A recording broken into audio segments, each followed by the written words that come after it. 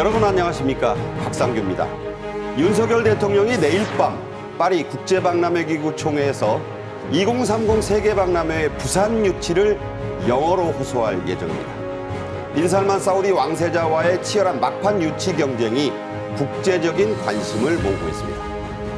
방송통신위원회가 KBS 수신료를 전기요금과 따로 징수하는 방송법 시행령 개정안을 6월 16일에 입법 예고했습니다. 선진 외국들의 공영방송 수신료는 어떻게 거치고 또 어떻게 쓰여지는지 집중 분석해드리겠습니다. 일본 후쿠시마 원전 처리수 방류를 둘러싼 각종 괴담들이 난무하고 있습니다. 천일염이 위험하다는 소문에 소금값이 급등하고 있는데요.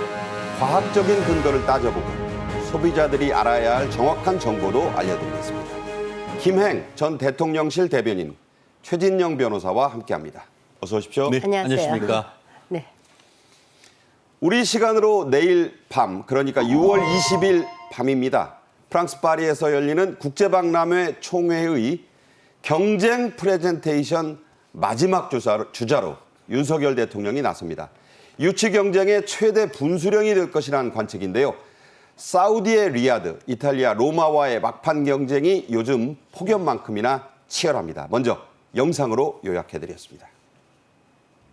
179개 회원국이 모두 참석하는 총회에서의 이번 프레젠테이션은 부산 엑스포가 가진 차별화된 비전을 보여주는 기회가 될 것입니다.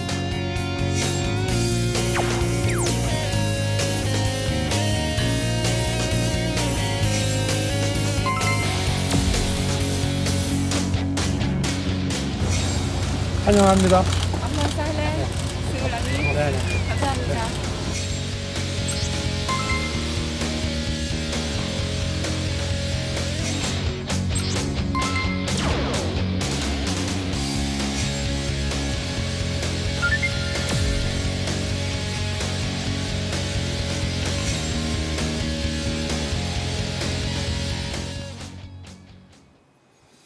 윤 대통령이 4박 6일 일정으로 파리 국제박람회기구 총회 참석과 베트남 국빈 방문을 위해 오늘 오전에 출국했습니다. 6월 13일 국무회의에서 나온 윤 대통령의 출사표부터 듣고 얘기 이어가겠습니다. 프랑스 파리에서 열리는 국제박람회기구 BI 총회에 제가 참석할 예정입니다. 179개 회원국이 모두 참석하는 총회에서의 이번 프레젠테이션은 부산 엑스포가 가진 차별화된 비전을 보여주는 기회가 될 것입니다. 윤 대통령은 지난 주말과 일요일에도 이 박람회 영업 PT 준비에 그야말로 심혈을 기울였다죠? 그렇습니다.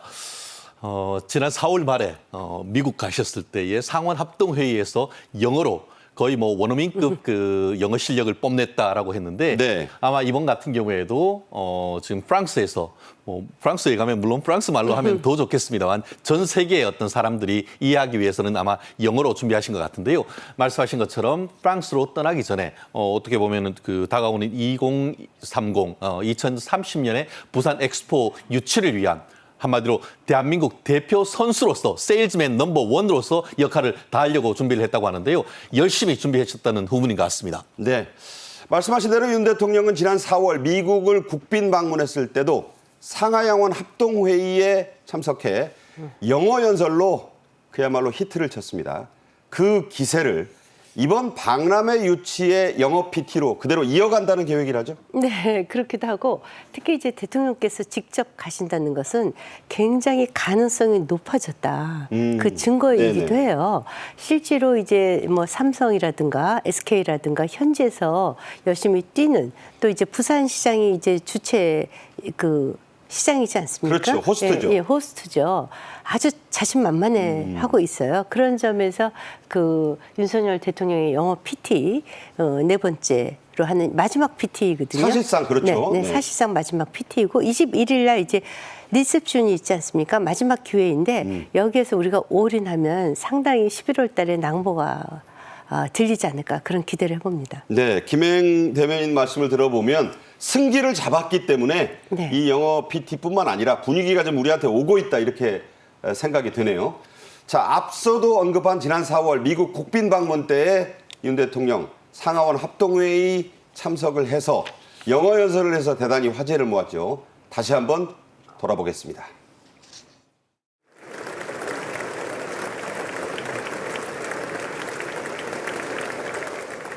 네. 자, 그때 이제 저렇게 인사를 하고 손도 흔들면서 전부 기립박수를 받았는데 당시 이 연설이 44분 정도 했었는데 기립박수가 23번, 총 56차례의 박수갈채가 터져나왔죠? 그렇습니다. 거의 뭐 그 상하합동 회의에서의 박수갈채 내지는 기립박수의 신기원을 열었다라고 지금 평가될 정도인 것 같은데요. 자유의 나침판이 되겠다라고 얘기를 하면서 어떻게 보면은 단순한 그 동맹이 아니고 자유의 동맹, 평화의 동맹으로서 어떻게 보면은 그 1950년 우리 한국 전쟁 때에 피 흘렸던 그 어떤 피해 값을 결국 우리나라가 지금 민주화와 산업화와 민주화를 이룸으로써 우리 국제사회에 어떻게 보면 미국의 도움을 받았는데 이제는 더 나아가서 우리가 이제 국제사회에 도움을 주겠다라는 그 모습을 보면서 정말 국민의 한 사람으로서 굉장히 뿌듯했는데요. 단순히 그런 무거운 주제뿐만 아니고 그 BTS가 백악관에는 먼저 갔지만 네. 제가 이 미국 의회 캐피탈 힐에는 더 먼저 왔다라고 해서 또 이 민주당 공화당의 의원들한테 또 쪼크를 하기도 했었었는데 나름대로 그와 같은 어떤 자유롭고 편안한 분위기를 이번 그 프랑스 연설에서 해서 정말 전 세계인들의 관심을 받았으면 하는 바람입니다. 그때 그 쉽고 간결한 영어가 BTS beat me to Capitol Hill, but I beat them to the White House였습니다. 이번 PT에는 윤 대통령에 앞서서 가수 싸이, 부산 출신입니다. 또 스타트업 대표 등이 PT 연사로 나서고요. 세계적 프리마돈나죠. 조수미 씨, 그리고 세계적인 걸그룹 에스파의 카리나 씨는 영어 동영상 PT로 또 응원을 할 계획이라고요? 네. 저 사실 내일 조수미 음악회 가거든요. 네.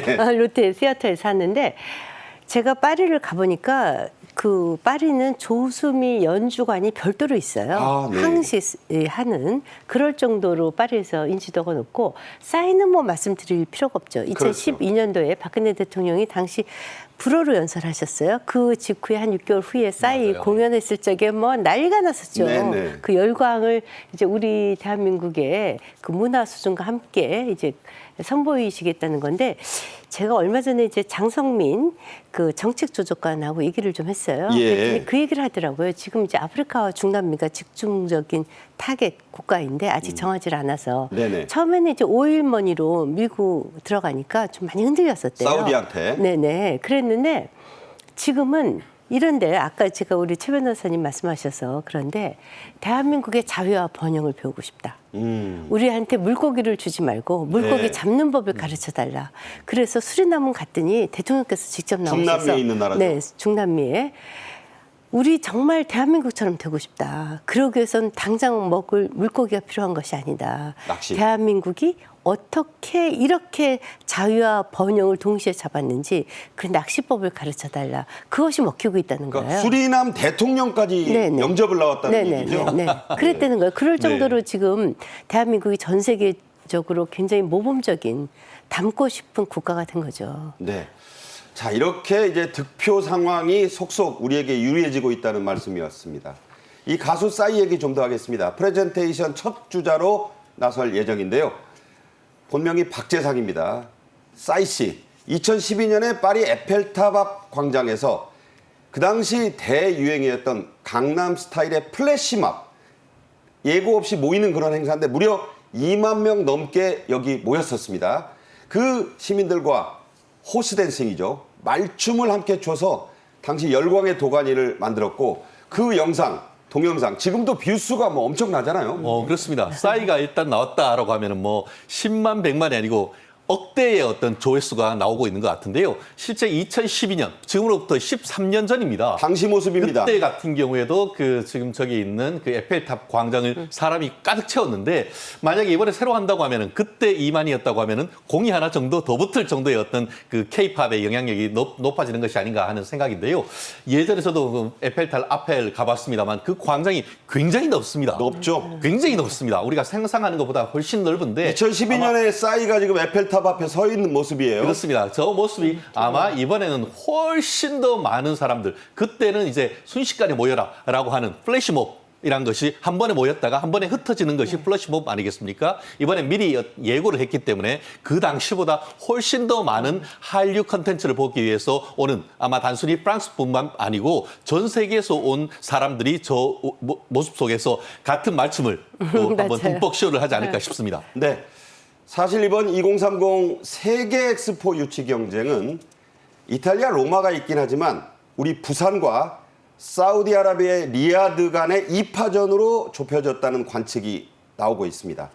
이에 위기감을 느낀 빈살만 사우디 왕세자가 원래는 예정에 없었는데 윤 대통령보다 이틀이나 먼저 파리에 전격적으로 들어왔어요. 네.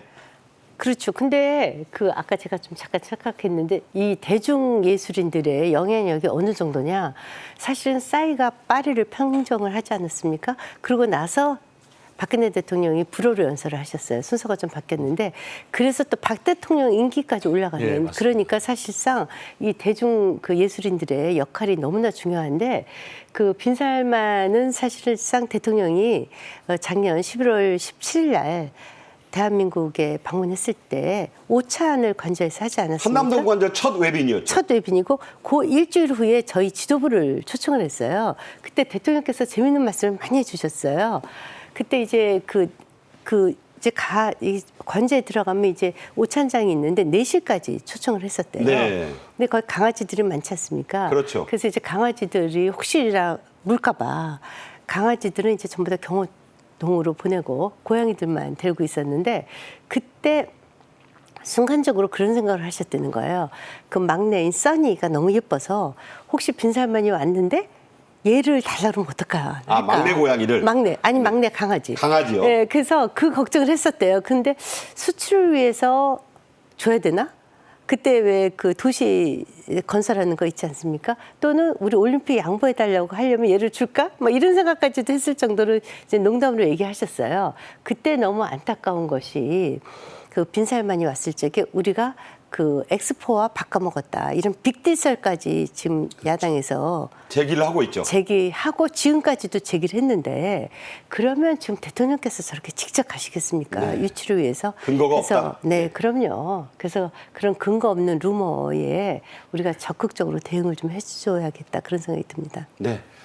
그런 뒷얘기를 통해서 이 빈살만 왕세자가 얼마나 다급했으면 이틀이나 먼저 파리에 들어가서 지금 유치전을 진두지휘하고 있는 그런 상황입니다. 그리고 대통령이 빈살만 왕세자를 초청해서 이 대접을 할 때 뭐 빅딜설 이거 다 근거 없다 이런 말씀을 또 덧붙여 주셨어요. 자, 애초에 사우디아라비아가 1년가량 엑스포 유치전에 먼저 뛰어들었죠. 우리나라보다 우위에 섰다고 자체 판단을 하고 있었는데 지난 3차 PT 이후에 여기에 반전이 일어나기 시작한 거죠? 그렇습니다. 결국 후발주자가 지금 거의 추월하고 있는 그 상황이다라고 보면 될 것 같은데요. 물론 최후까지 우리 그 발표가 날 때까지는 우리가 긴장을 놓쳐서는 안 되겠습니다만 지금 관련해서 이제 최종 결정할 때까지는 5차례의 프리젠테이션이 있는데 지난 3차 프리젠테이션에서 승기를 잡았다 이런 평가가 있는 것 같습니다. 네. 그리고 지금 저도 기억나는데요. 제가 몇 달 전에 이제 부산에 재판을 간다고 하는데 굉장히 그 해외에서 사람들이 많이 왔어요. 알고 봤더니만 부산에 실사단이 왔었어요. 맞아요. 네. 그래서 그분들이 현장을 하나하나 살펴보면서 아, 이거 부산 상당히 잘 준비가 돼 있구나. 나아가서 지금 그 말씀드린 것처럼 부산에 계신 분들, 또 경제계, 또 그리고 용산 대통령실까지 혼연일체가 되고 있다 보니까 나름대로 시너지가 있는데요. 단순 그런 그 노력이 단순히 현장에 오셨던 그 실사단뿐만 아니고 회원, 한마디로 투표권을 가진 여러 나라가 우리나라의 우호적인 그 평가를 하고 있다는 건데 한마디로 오일머니로 한 방에 뭐 주는 것보다 우리의 새마을 운동을 비롯한 지속 가능한 성장의 경험 이것들에 대해서 한번 배워보고 싶다. 이런 의지를 밝히면서 대한민국에 대한 지지세를 보이고 있다고 해서 지금 이번에 거기에 활용 점정을 찍으려고 지금 윤석열 대통령께서 가시는데 결과를 지켜봐야 될 것 같습니다. 네. 지금 자막에도 소개가 됐지만 3차 PT 이후에 사우디가 돈은 많은데 돈은 뭐 많이 뿌렸는지까지 모르겠습니다만은 교통, 숙박, 그다음에 먹거리 인프라가 좀 미흡하다 이런 평가를 실제로 받았거든요. 사우디 측도 이런 부산을 크게 의식했는지 BIE 국제 박람회기구 사무국에 지금까지 해오던 비밀 투표를 없애고 공개 투표를 요구했습니다. 그러니까 돈 받은 데가 무시할 수 없을 테니까 공개 투표를 하면 좀 낫지 않겠느냐 이런 판단인 것 같은데 거절당했다고요? 네, 왜냐면 이제 처음부터 미리 뛰면서 5.1달러를 뿌렸다는 것이 지금 정설이지 않습니까?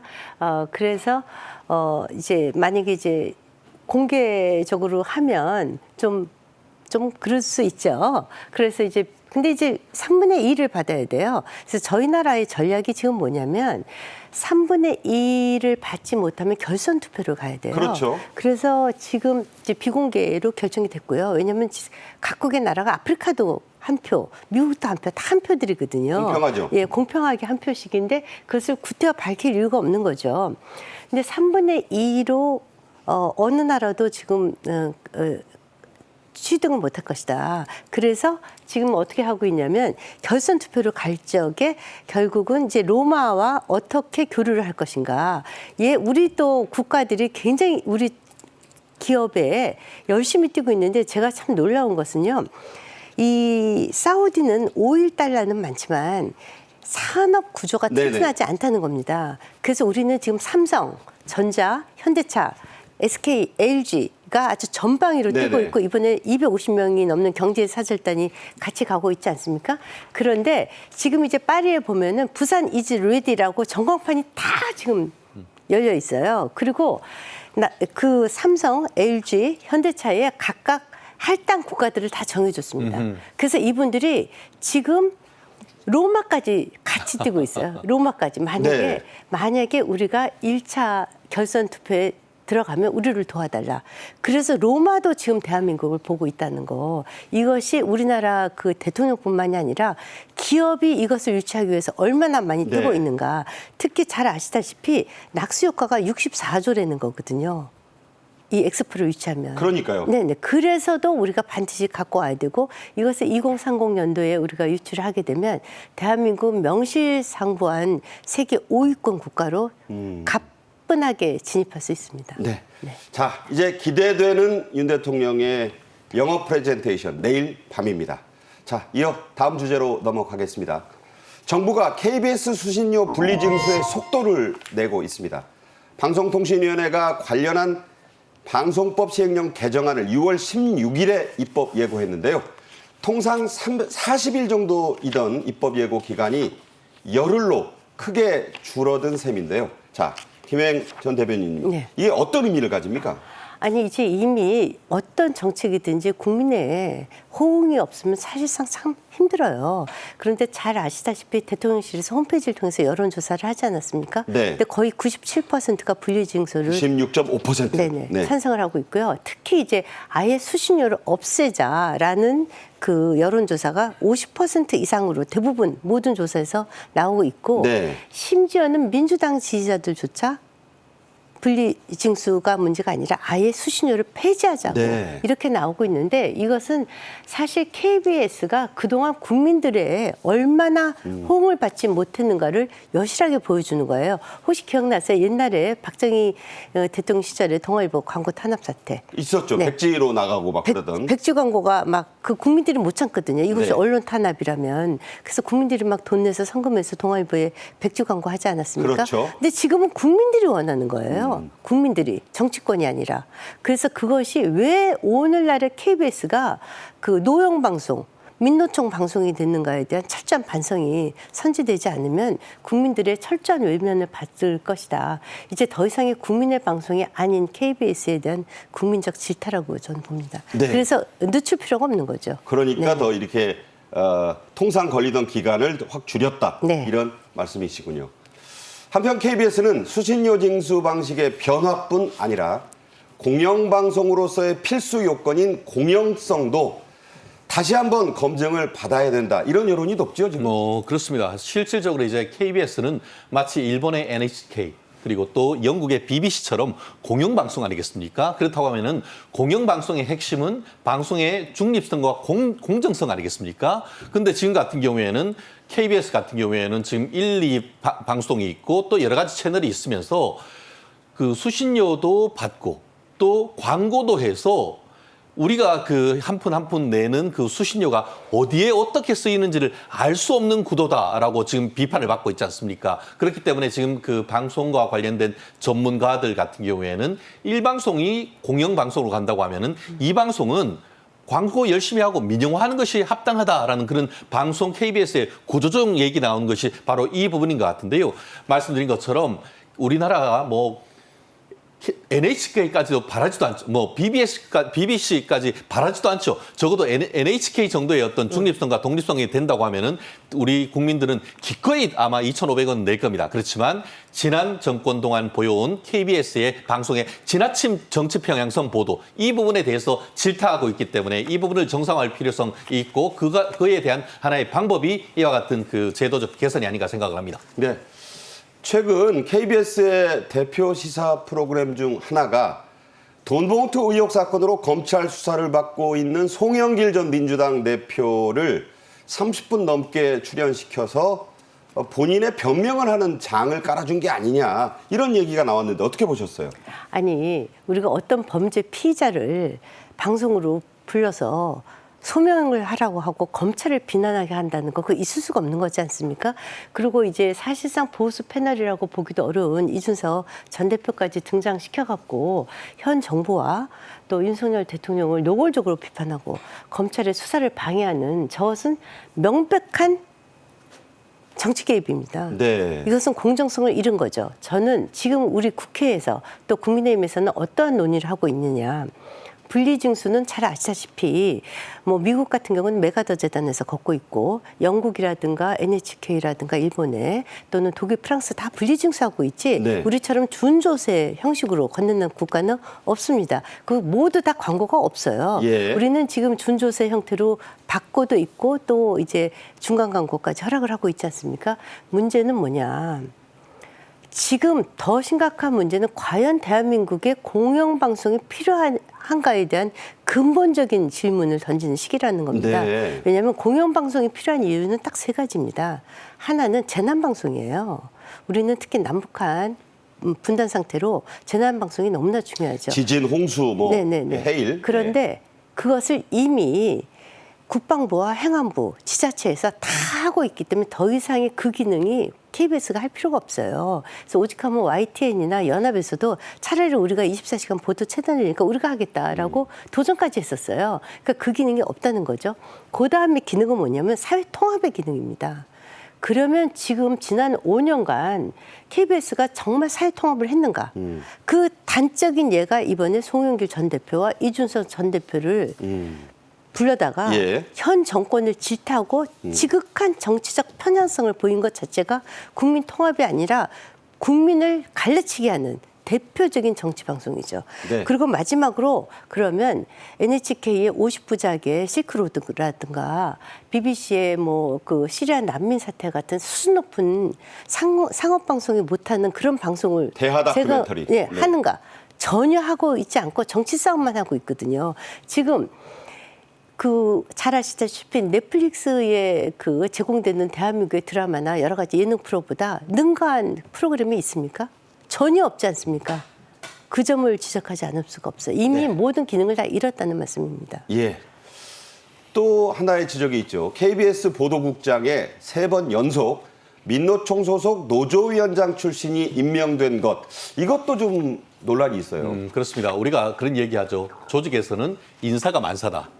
인사가 공정하고 그 부분이 어떤 예측 가능성이 있도록 해야 되는데 지금 얘기한 것처럼 최근에 있었어의 어떤 그 대통령 이사만 지금 보면은 민노총 노조위원장 출신이 3년속 보도국장을 했다라고 얘기를 하고 있지 않습니까? 실제로 제가 KBS에 있는 분들과 얘기를 해보면은 KBS는 대한민국의 축소판이다 이렇게 얘기를 하고 있습니다. 그래서 마치 우리의 정권이 민주당에서 국민의힘으로, 국민의힘에서 민주당으로 이렇게 변동하는 과정에서 견제와 균형이 있는 것처럼 그 KBS도 정통적으로 이 보도국장 같은 경우에는 지역을 돌아가면서 이렇게 선순환하는 구조를 통해 가지고 이 방송의 공정성을 사실상 보도하는 그런 불문율이 있었는데 이번 지난 정부부터 이게 완전히 깨져가지고 특정 지역 그리고 특정 인물 어떤 조직을 위해 있는 사람들만 이 보도국장을 계속 얘기하고 있기 때문에 이 부분에 있어서의 어떤 인사적인 개선이 반드시 필요하다는 것이 이 KBS 정상화의 핵심 과제 중 하나로 지금 부각된 것이죠. 네, 저희가 과거 입법 예를 좀 돌아봤습니다. 민주당이 2017년 4월에 KBS 수신료를 분리징수하자 이런 걸 요구하는 법안을 발의하려 했다. 이런 사실이 확인이 됐어요. 이거 입법 내로남불 얘기 나옵니다. 그렇습니다. 실질적으로 지금 그 국회 입법 의안 정보 시스템에 보면은 지난 국회가 했던 모든 것이 다 들어가 있습니다. 근데 그 내용을 봤더니만 박주인 민주당 의원을 비롯해서 민주당 10여 명 의원들이 그 당시 야당을 하면서 국민의 선택권을 침해하는 것 아니냐, 강제 징수하는 것이 말이 되느냐 이렇게 얘기를 하면서 그 당시에도 이미 분리징수안을 발의를 했었다는 것이 증거로 남아 있었는데 지금 이 부분에 대해서 용산 대통령실에서 증언을 하니까 이것을 공영방송을 장악하려고 하는 시도라라는 것은 결국 내가 하면 로맨스, 남이 하면 불륜이다라는 내로남불로의 비판으로부터 자유롭기 어렵다는 것이겠죠. 네. 저게 이제 그 분리징수를 발의했다가 자기네들이 도로 걷어들었어요. 그러니까요. 왜 걷어들었냐? 박근혜 대통령 탄핵이 갑자기 되시고 그러고 나서 이제 문재인 대통령이 들었으니까 저거를 그럴 필요가 없어졌다. 없어진 거죠. 그래서 됐고 그러자마자 문재인 정부는 역대 어떤 정부에서도 없었던 적폐청산 TF팀을 만든 거 아시죠? 네네. KBS 내에는 잘 아시다시피 진실과 미래위원회라는 적폐청산 기구를 만들어서 진미위. 예. 네, 진미위 10개월 만에 사장 바꾸고 이사진 싹 바꾸고 그리고 19명에 대해서 징계 처분하고 그러면서 아주 짧게 KBS를 장악했죠. 예, 그러한 그 전례를 누구보다도 지금 잘 아는 것이 현 김희철 사장 아닙니까? 그래서 그때 이제 그 진매를 이끄는 4인방이 있었어요. 그 4인방 중에 한 분인 김희철, 그분은 이제 지금 사장이 되셨고, 당시에 부사장이었던 정필모 지금 씨는 지금 더불어민주당의 비례를 갔잖아요. 의원이죠? 네, 그 보훈으로. 그리고 당시에 김덕재 씨는 지금 부사장이 됐죠. 네. 그래서 제가 이번에 얼마 전에 김희철 사장이 뭐 전에 정권에서 임명된 사장이 불편하면 본인이 사퇴하겠다라고 자기 직을 건 듯한. 네. 그럼 어디 가시겠다는 건지 모르겠어요. 부사장도 민주당의 비례대표로 가셨는데 이분은 뭐 하시려고 지금 경영 정상화하라고 했더니 아니 갑자기 왜 사퇴 얘기를 들고 나옵니까? 사실 KBS의 방만한 경영 때문에 경영 정상화하라고 했었던 것은 민주당에서 박근혜 정부 내내 했었던 말입니다. 네. 자, 해외 사례 한번 돌아보겠습니다. 이미 공영방송사들이 수신료를 분리징수하고 있거나 아예 폐지를 앞두고 있다고 하는데 좀 소개를 해 주시죠. 네, 잘 아시다시피 이제 영국은 2018년도에 아예 폐지를 하는 것으로 의결이 됐고요. 프랑스 같은 경우에는 현재 국회에 아예 폐지하는 것을 내놓고 있죠. 2025년 네. 이후부터는 새로운 자금 조달 방안을 마련한다는 거예요. 네, 프랑스. 그렇죠. 네, 그래서 이제 일단은 그 기간 동안만 임시적으로 국회에서 이제 국가에서 세금으로 지원을 하겠다. 그다음에 좀 NHK는 그다음부터는 네. 이제 자구책을 마련해라. NHK는 이제 수신료를 10% 인하했습니다. 그 이유는 이렇습니다. 지금 OTT와 구글 플랫폼 환경에서 이 일본 국민들의 저항이 너무 센 거예요. 그래서 일단 수신료 10% 인하를 하고 그 NHK 회장을 경제인으로 데리고 왔습니다. 왜냐하면 이제 더 이상 달라진 미디어 환경에서 지금 같은 NHK는 생존이 불가능하다. 네. 그래서 자구책을 내놓고 그리고 구조 조정을 하고 어떻게 해서 이 OTT 환경에서 살아남을 것인지를 임시적으로 기간을 줄 테니 자구책을 마련하라고 하면서 일단 10%를 내린 것입니다. 그런데 지금 KBS는 거꾸로 올려달라는 거예요. 그런데 KBS가 상반기에 적자폭 아시죠? 네. 네, 1사분기만 427억이 적자가 났고 52%가 1억 이상의 연봉을 받고 5천 명 중에 1,000명 이상이 보직도 없는 이런 방만 경영을 하면서 징수는 준종세 형태로 받고 이러면서 지금 그 정권 편향적인 방송을 하는 KBS를 국민이 지금 현재 용서를 하고 있지 않습니다. 네. 이 KBS 수신료 분리징수 문제, 방송법 개정안 문제는 계속 다음에도 또 다뤄드리겠습니다. 이어서 오늘의 마지막 주제로 가지요. 후쿠시마 원전 처리 이수를 둘러싸고 과학적으로 전혀 검증되지 않은 이른바 후쿠시마 괴담들이 속출하고 있습니다. 요즘 가장 화제가 되고 있는 이른바 천일염 괴담을 집중 분석해 드리겠습니다. 먼저 영상으로 보시죠.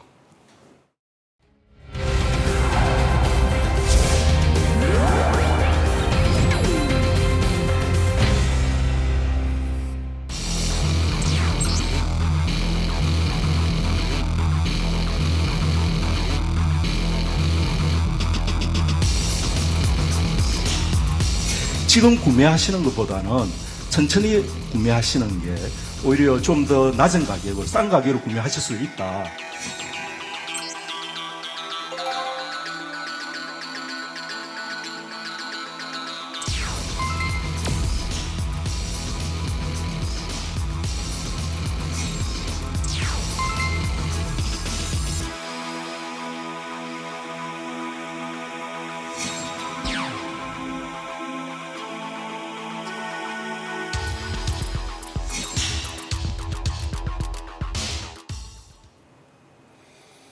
한덕수 국무총리가 6월 18일에 열린 고위당정협의회에 참석해서 각종 후쿠시마 괴담들에 적극 대응하겠다고 밝혔습니다. 직접 들어보시죠.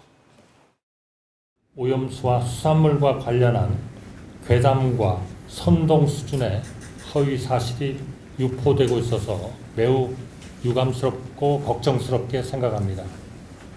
이는 결국 국민 불안을 유발해서 우리 수산업 종사자의 생존권을 위협하게 될 것이라고 생각합니다. 정부는 국민 안전과 직결된 일본 수산물에 대해서는 안전성이 과학적으로 증명되지 않는 한 지금의 수입 규제를 계속 유지할 것입니다. 정부는 의도적 허위사실 유포에 대해서는 적극적으로 대응하는 한편 과학에 기반한 정보를 투명하게 공개하도록 하는 시스템을 완벽하게 구축하겠습니다. 햇볕에 바짝 말려서 얻은 소금, 천일염이라고 하죠. 그런데 저도 마트에 나갔다 깜짝 놀랐습니다. 천일염 값이 확 뛰었어요. 이게 괴담 때문이다 이런 얘기가 나오는데 왜 그렇습니까 도대체? 지금 이제 민주당이 뭐 핵폐수다 뭐 이런 얘기 하지 않습니까? 삼중 수소는 햇빛에 다 날아간다는 거 아니에요? 네. 그래서 그 있을 수도 없고 더더군다나 그 신안 앞바다에서 천일염이 나오지 않습니까? 주로. 근데 네. 후쿠시마는 저 태평양 쪽으로 네. 동쪽에 있는 거 아시죠? 거리상으로 그 바다가 대한민국으로 올려만 해도 4, 5년 걸린다는 거 아니에요. 네. 그러니까 말도 안 되는 지금 민주당발 그 괴담에 일부 부도덕한 업자들이 등에 올라탔다. 그래서 이제 국민들이 저 지키지 매대에 말아야 지금 된다. 천일염들이 사라진 거예요. 근데 네. 저 매대에 나와 있던 천일염은 2022년 이전 거거든요. 그러니까요. 네. 그래서 이제 그리고 곧 햇소금이 나온다는 거 아닙니까? 그래서 이제 업자들도 사지 말라고 하는데 저는 이 얘기는 정말 드리고 싶어요. 그 이소부화의 양치기 소년 아시죠? 그 양치면서 늑대가 와서 다 잡아먹었다고 하니까 처음에는 좀 마을 주민들이 도와주다가 몇 번 거짓말이 반복이 되니까 아무도 도와주지 않아서 결국은 그 늑대가 정작 내려와서 그 양들을 다 잡아먹은 거 아시죠? 네네. 저는 지금 우리가 그 광우병 사태 때 얼마나 괴담이 많았습니까? 네. 국민들이 100만 명 이상이 광화문으로 쏟아져 나오고 그때 뇌가 송송 다 그 뇌송송 구멍탁이죠. 구멍탁 네. 그렇게 되는 줄 알았어요. 그런데 지금 대한민국에서 그 비싼 한우 사 먹는 분이 몇 분이나 되세요. 다 수입산 소고기, 티본 스테이크 먹어도 아무 이상 없지 않습니까? 그 다음에 성주 참외 그거 먹으면 다 큰일 나는 줄 알았죠. 네. 대한민국 지금 70%를 성주에서 참외 나오고 있거든요. 네. 올해 매출만 도 6천억입니다. 세 번째 또 후쿠시마 이 오염수 갖고 또 괴담을 퍼뜨리는데 다행인 것은 반복되다 보니까 국민들이 별로 동의하지 않는 것 같아서 다행이라고 생각합니다. 네. 이 천일염 괴담의 여파 눈으로도 확인할 수 있는데 소금 품절 현상이 나타나면서 판매율이 엄청 증가했다고요. 그렇습니다. 저희가 백화점에 명품 오픈런은 들어봤어도 이게 슈퍼마켓의 소금 오픈런이라는 사태는 처음 보는 것 같은데요. 지금 그림을 보면서 한번 설명드리겠습니다. 이마트의 천일염 같은 경우에는 작년 동년 대비 236.5% 두세 배 가까이 지금 판매량이 늘어나고 있고 인터넷에 있는 그 우리 쇼핑몰 같은 경우에도 천일염에 대한 판매율이 2,902%, 거의 30배에 가까운 어떤 그 매출 증가가 이루어지고 있다라고 얘기하고 있는데, 말씀드린 것처럼 국민들이 이른바 이 후쿠시마 이 괴담에 상당 부분, 일정 부분 심리적으로 불안해하는 것을 보여주고 있는데, 국가로서는 또 그 책임 있는 야당으로서는 과학적인 근거에 의해서 뭔가를 말씀해야 되는 것이지, 계속 국민의 어떤 심리적 불안감을 조성하다 보니까 그 피해는 누가 가죠? 가격 올라가고 안 사도 될 소금 사야 된다. 이렇게 한다고 하면은 정부가 아니라 지금 특히 야당 같은 경우에 국민들 주머니에서 지금 장사하시는 분 주머니만 두둑하게 채워지는 건 아니겠습니까? 그렇기 때문에 이와 같은 괴담에 속을 경우에는 내 주머니에서 돈 나간다는, 내가 피해가 입을 수 있다는 것을 오히려 좀 우리가 알아야 될 것 같습니다. 네. 자, 이런 원인이 소금 도매 가격의 앙등에 있다.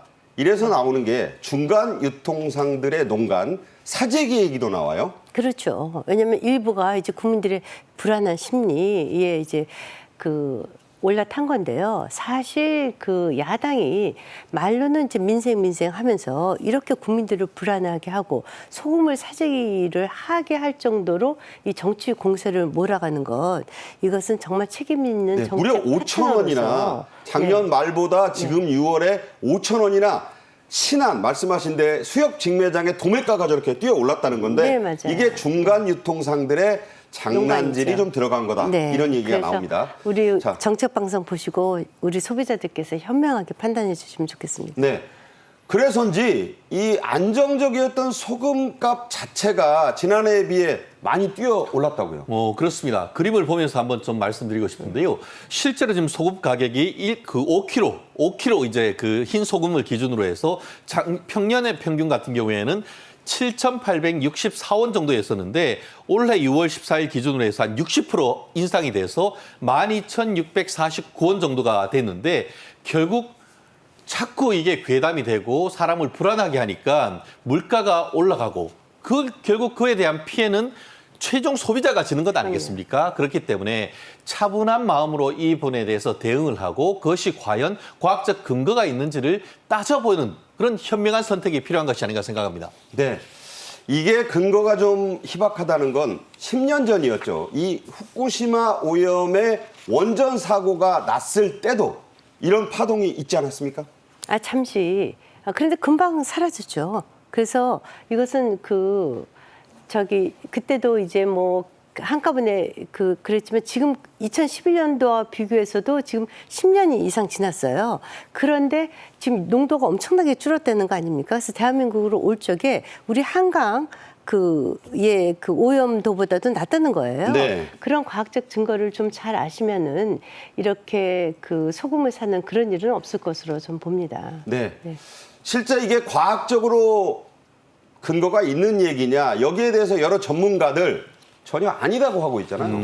아니올시다가 전문가들의 정답인 것 같습니다. 두 가지 갈래로 국민들이 불안해하는 것 같은데요. 기본적으로 지금 김영 전 대변인께서 얘기하신 것처럼 후쿠시마에 물을 그렇게 방류를 하면은 그것이 돌고 돌아서 이 서해안까지 와서 염전을 오염시키는 것이 아니냐. 그렇기 때문에 오염되기 전에 사자. 이런 기본적인 방어 기제가 돌아가는 것 같습니다. 근데 지금 얘기하신 것처럼 해류상 이것이 캘리포니아 쪽으로 돌아가지고 돌고 돌아서 한 4년, 5년 걸려서 일부가 우리나라 남해까지 올 수도 있고, 설령 온다 하더라도 수십만 분의 1로 희석되기 때문에. 근데 온다면 미국, 캐나다, 멕시코가 지금 난리를 쳐야 그렇죠. 되는데 그런데 거기에 대해서 전혀 반대를 하고 있지 않은 것이고. 하와이도 가만히 있잖아요. 그렇죠. 그리고 나아가서 우리가 천일염은 아까 말씀하신 것처럼 태양에 비춰서 물이 다 날아갑니다. 그럴 때 삼중수사 같은 경우에는 그대로 다 휘발되기 때문에 남지 않는다는 것이 과학적 분석이고, 나아가 또 의학적인 측면에서도 또 사람들이 이 천일염 내에 이게 그 방사능 오염에 대해서 이게 막아주는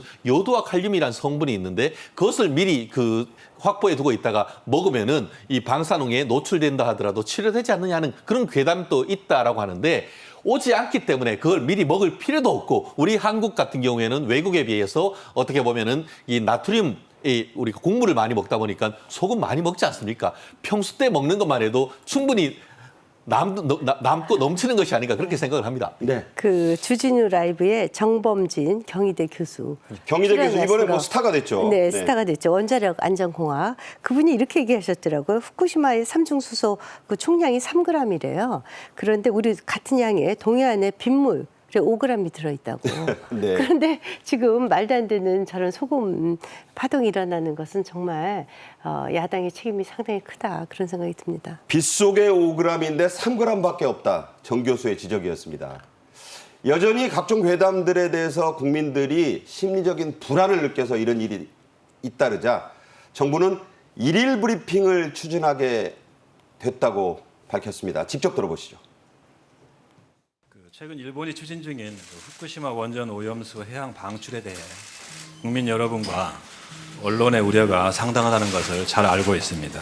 과학적 사실에 기반한 정보를 자주 제공해 드리는 것이 필요하다는 판단을 하게 되었고 소통의 그 창구로서 일일 브리핑을 추진하게 되었습니다. 이번 천일염 사태를 두고 일각에서는 앞서도 잠깐 나왔지만 제2의 광우병 파동과 유사하다고 합니다. 그 당시에도 광우병 괴담들과 함께 미국산 소고기의 수입을 반대하는 시위가 격렬하지 않았습니까? 그렇죠. 그때 이제 여중생들까지 다 나오지 않았습니까? 그 여중생들이 지금 아마 젊은 주부들이 됐을 거예요. 그렇죠. 그분들이 이제 소금을 속아서 사지는 않을 거라고 봅니다. 그때 당시에 그 중고등학교의 급식을 다 미국산 소고기로 해서 우리 청소년들을 다 광우병에 걸리게 할 것이라는 괴담이 정말 유모차까지 끌고 나오게 하지 않습니까? 그렇죠. 지금 우리 정부의 분명한 입장은 뭐냐. 한덕수 총리께서도 말씀하셨듯이 과학적으로 문제가 있다면 우리도 반대한다는 것이 전제 조건입니다. 네. 그렇지만 국제 IAEA에서 정한 기준에 훨씬 못 미친다는 과학적 입증이 IAEA 보고서가 8월 달에 나오지 않습니까? 예. 그것을 보고 우리가 얼마든지 대응할 수 있는데 이것을 정치 선동으로 몰아가고 국민들이 속는 것, 이 점에 대해서 참 개탄스럽고요. 곧 햇소금 나온다고 하니까 기다리시죠. 네. 자, 후쿠시마 오염수 이 원전 처리수를 반대하는 사람들 가운데는 과거 이 광우병 파동을 주도했던 단체들이 다수 포함되어 있다는 사실도 확인이 되고 있습니다. 당시에 주장했던 사례들이 다 과학적으로 증명되지 않았고 사실이 아닌 게 많았잖아요. 그렇습니다. 말씀하신 것처럼 2008년에 광우병 국민대책회의라는 데 참여했던 사회단체가 대략 952개, 1000개 조금 못 됐던 것 같습니다. 그런데 문제는 이번에 지금 그 2023년에 일본 방사성 오염류 방류 저지 공동행동에 참여하고 있는 단체가 전수를 조사를 했더니만 그중에 굉장히 많은 단체들이 그 당시에 그 광우병 대책회의에서 참석했던 단체란 것이 밝혀지면서 그 단체의 진정성에 대해서 상당 부분 의문이 생긴다. 상당히 당파성이고 굉장히 의도성이 있는 것이 아닌가 하는 것이죠. 아시다시피 그 당시 같은 경우에는 이명박 전 대통령의 집권 초기였습니다. 그런데 광우병 촛불 집회를 통해서 이명박 전 대통령 초기에 엄청난 그 정치적 타격을 입었는데 이 또한 그와 같은 의도를 가진 것이 아니냐 하는 의심에서 자유롭게 어려운 것이고 나중에 그때 그랬었죠. 뇌송송 구멍탁.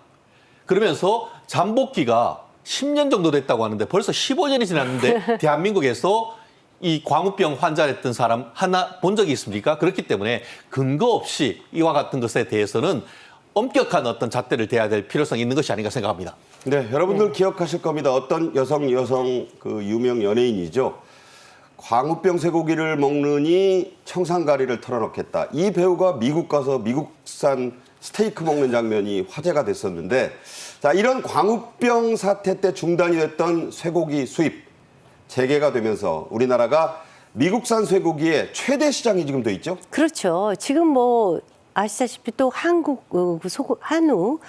또 굉장히 비싼 가격으로 수출이 되고 있죠. 그러니까 거짓말인 것이 다 드러났고요.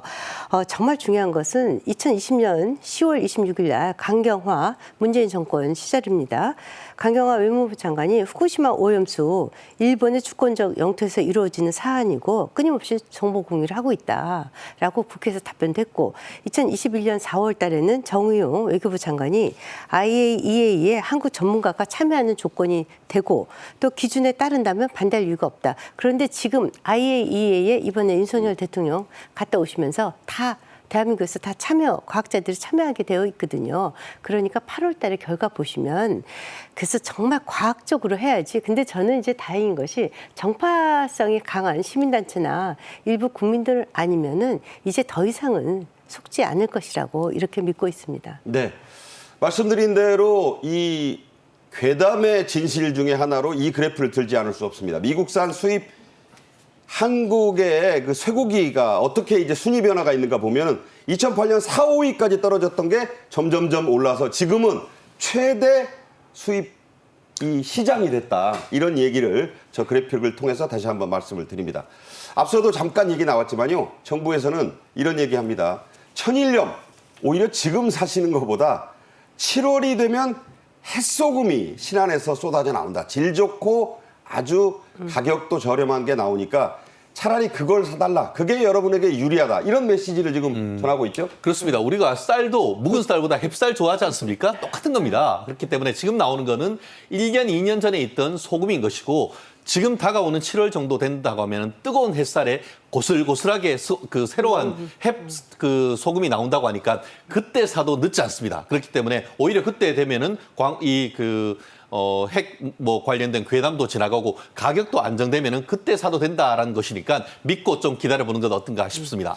그러니까 묵은 천일염 비싸게 사시지 말고 새 천일염 저렴하게 사서 쓰시란 그런 얘기니까 판단해 보시길 바랍니다. 김행 대통령실 전 대변인 최진영 변호사와 말씀 나눴습니다. 고맙습니다. 감사합니다. 네. 오늘 저희 정책엔 이슈가 준비한 소식은 여기까지입니다. 시청해 주신 여러분 감사합니다.